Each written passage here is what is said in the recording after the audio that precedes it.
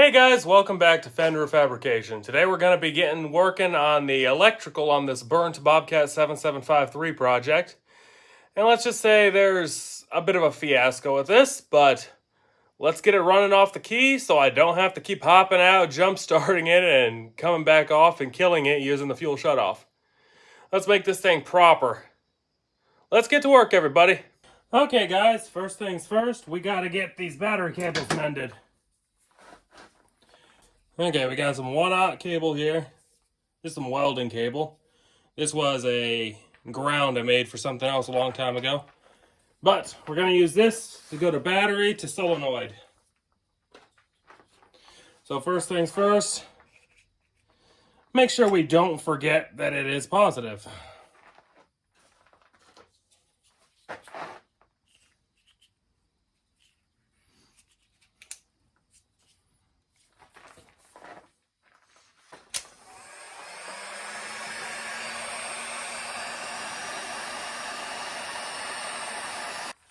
Got to stick it up behind the starter here. So got to put some sheathing on it.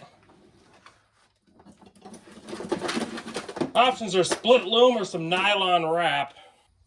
Probably nylon.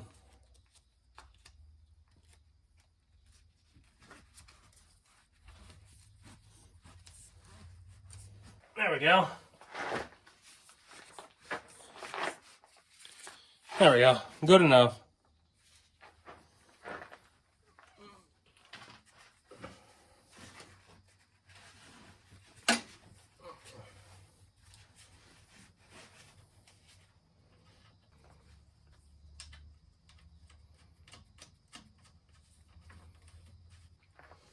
There we go. That nylon should protect it good enough.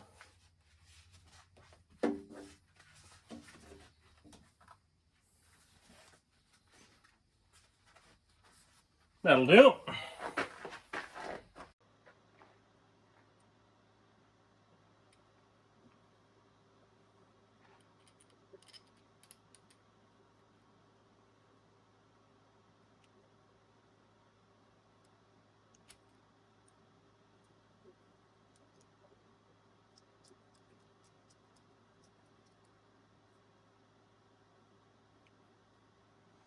There we go.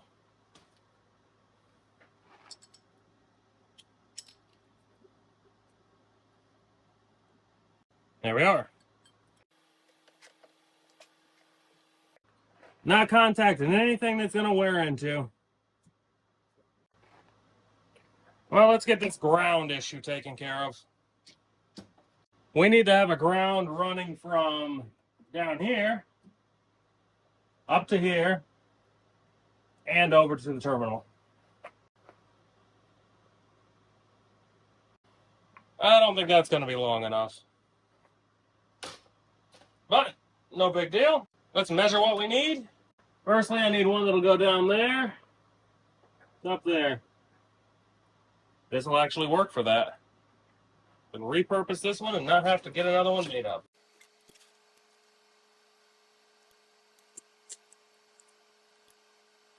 A lot of people really hate doing electrical work. I don't think it's that bad though. This one down here is 9/16 as well.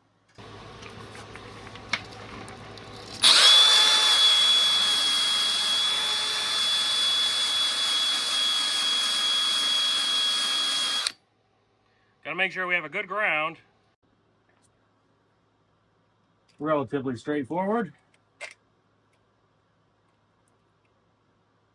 Not sure if this is how the grounds were originally run, but it's definitely going to be well grounded, that's for sure.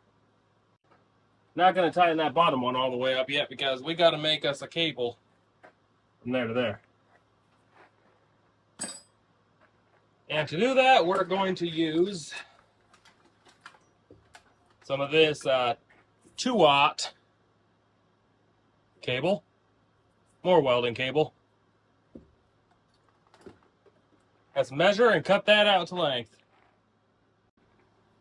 Okay, got the end on that one. Let's measure out for length on this one.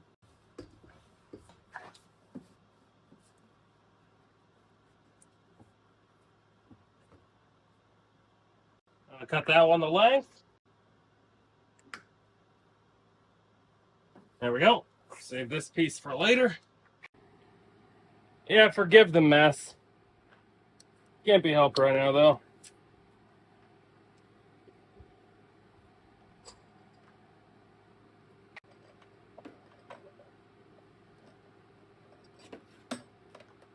There we go. Get our terminal on.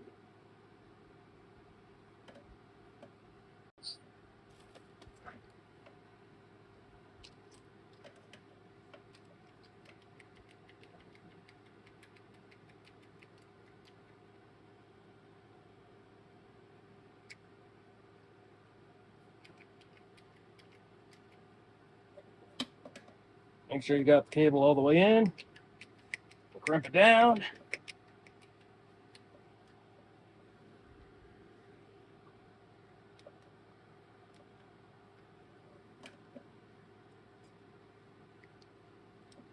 Rotate it 90 degrees, just double check. Make sure nothing's loose in there.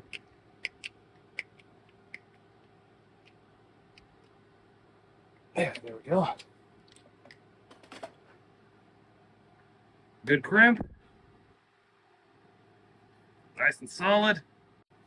I like this heat shrink with the adhesive in it, so nothing gets up in there and starts corroding things. Negative cable has been made. Might as well put some split loom on here. I have like 400 feet of it, so there we go. We are done. Well, let's get this on and move on to the next thing we got to get out of the way. One more down. Right here on this plug, we had some damage. I like these crimps right here. Heat shrink and they are extremely solid. One part done, let's keep moving along. Yeah, there's some serious wiring issues here on this new harness. Time to cut and solder these all back together. Replace the wires as necessary. Let's just say I'm gonna be doing a lot of soldering here. And yeah, this Milwaukee soldering iron's awesome.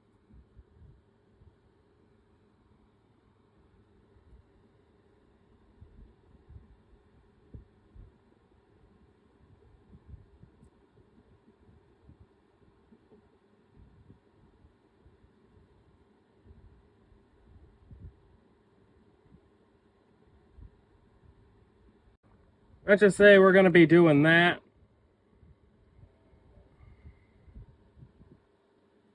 for quite a while.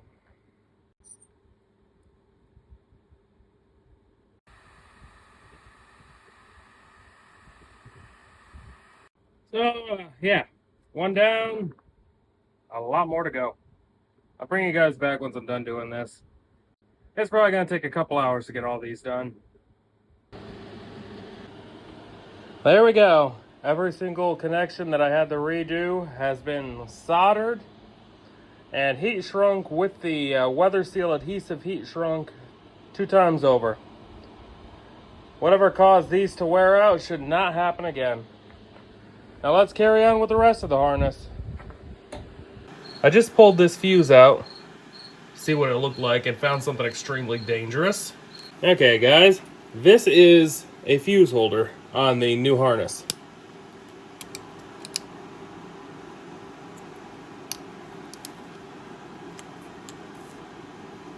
And people wonder why machines burn to the ground. Okay guys, we're redoing fuses for this machine, the Burns Bobcat 7753. And instead of using the tube style fuses, I'm going to be using these fuse holders with 15 or 25 amp fuses in. It already has just your standard disconnectable spade terminals. And this is simple and easy to do.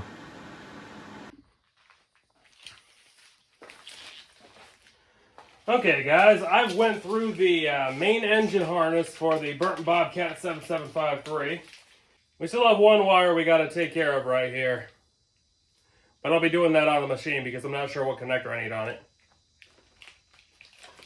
Going over everything.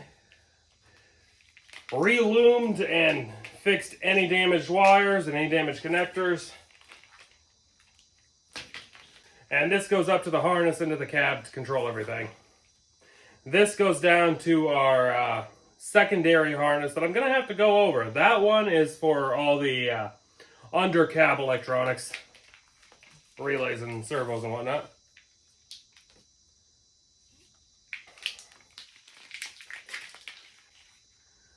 Completely split the harness and tore everything down. A lot of damaged wiring. But now let's get this on. Apologies for the fact it's pitch black out. It is nearly 2 in the morning.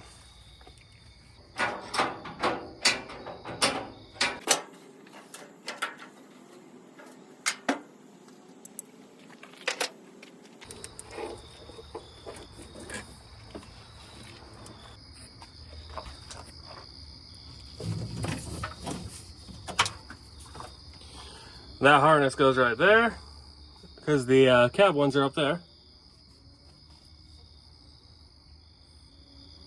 That's the connector for all the control valves and everything down here. This is what we got so far. We got lights now.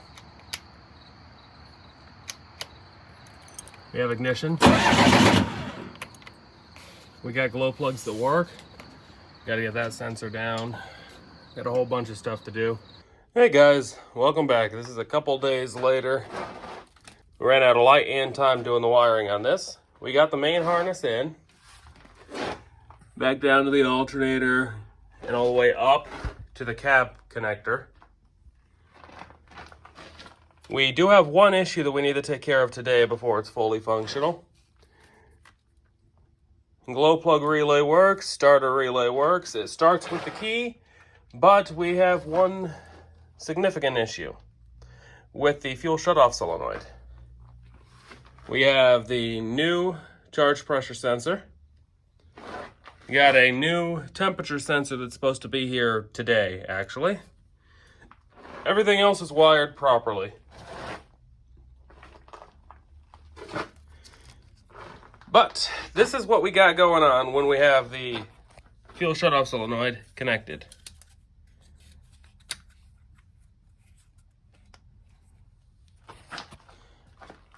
Mind you, the key is off,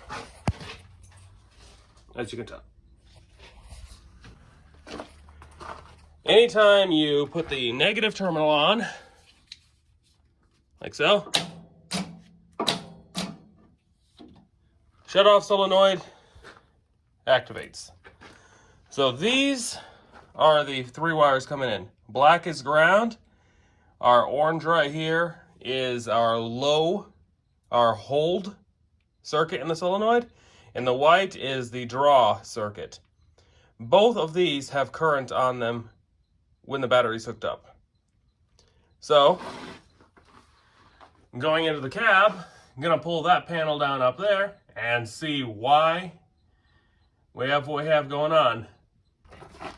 I do have the fuel timer and relay for this as well. It does the same thing either way though. So let's figure out what's going on here and then carry on. Okay guys, let's get this panel off. So, this is what we got here.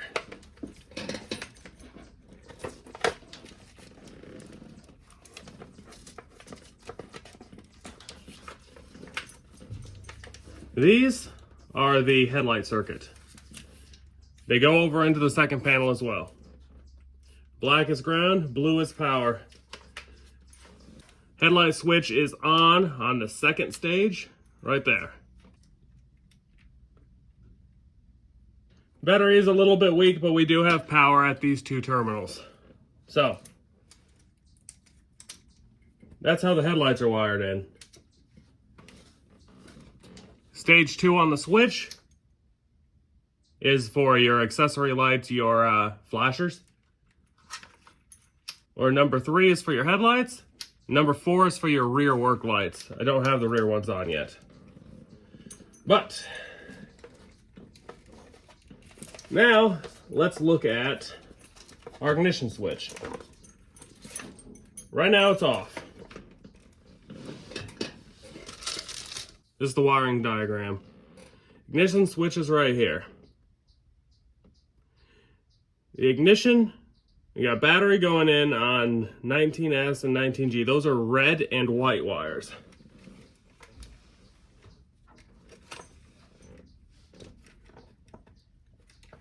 If you can see up in there, correct. Red and white are directly to battery. Then we have the start, which is 21 RM and 21 R.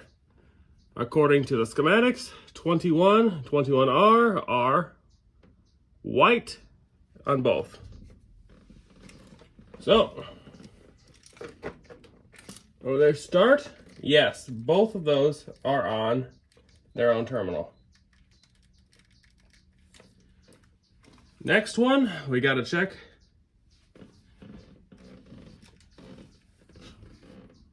would be ignition.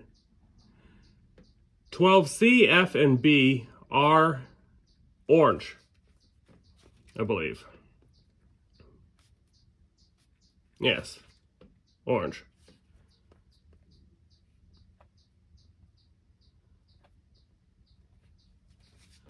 So, get back here again.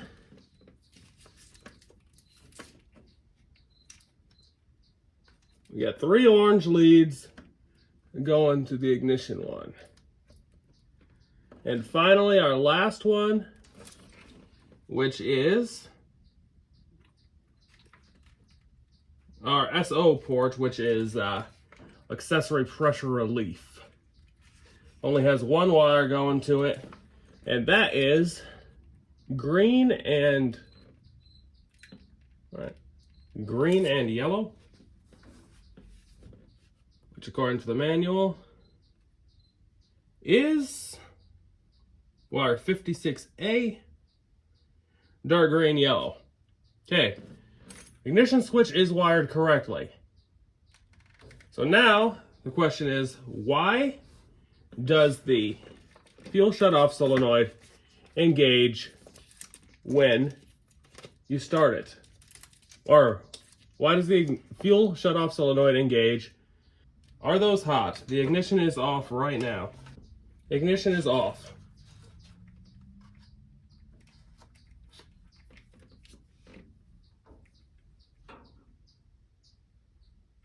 Okay. That's an issue. Because despite the fact the ignition is off, at any given moment there's power going to the ignition line. Okay guys, this was the issue right here. This is a redundant lead. This has 12 volts on it and was connected to the ignition side, the accessory side of the switch. So instead of going through the ignition switch for all the accessories, it was backfeeding through this wire. I just disconnected it. It was backfeeding power, starting the relay for the fuel shutoff solenoid. And I didn't realize it beforehand, but when it was hooked up, our voltmeter was on constantly. Now it's taken care of though. Just remove that wire.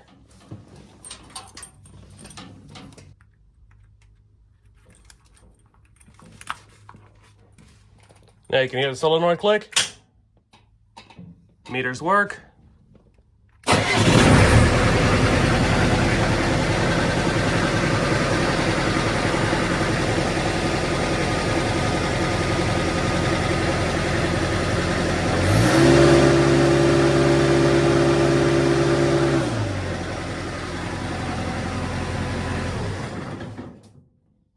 Now it's working like it should be.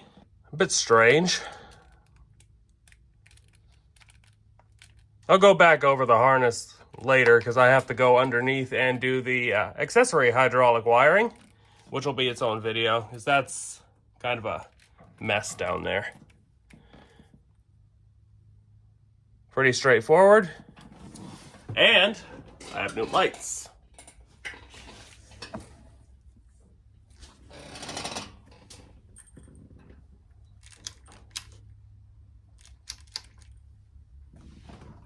Let's pull this thing out of the garage, test it all out.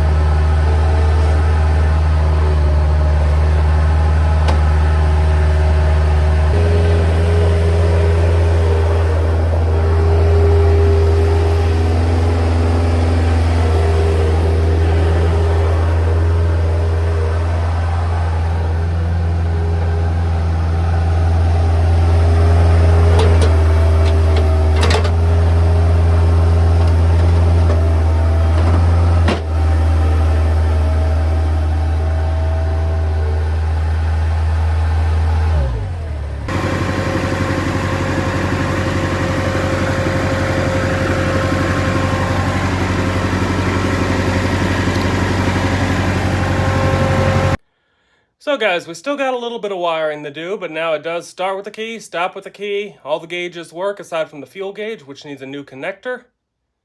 And, well, we made some good progress. Make another video on the accessory hydraulics wiring once I get the chance to do that. I gotta basically build a new harness for that. What I have is completely... it's not even worth trying to fix. Just use the connectors off it and make a new harness. If you like this kind of content, please like and subscribe. I'll put the wiring schematics.